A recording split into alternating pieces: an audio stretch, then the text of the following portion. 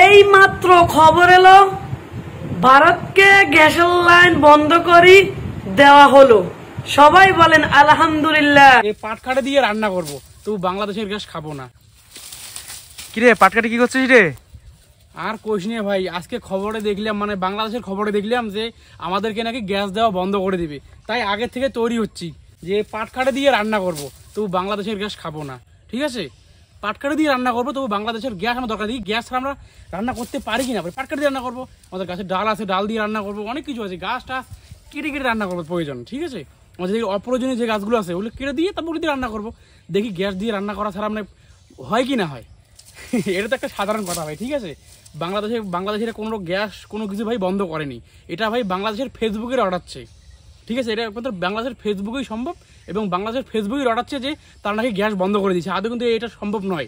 তারা গ্যাস দিচ্ছে, আমাদের কাছে পণ্য সামগ্রী বাংলাদেশে যাচ্ছে। এটা কিছু কন্টেন্ট ক্রিয়েটার জন্য ভুলভাল নিউজ আমরা কেন করবো? জাস্ট করে ভিডিও আমরা তোমাদেরকে সজাগ করার জন্য বানাইলাম।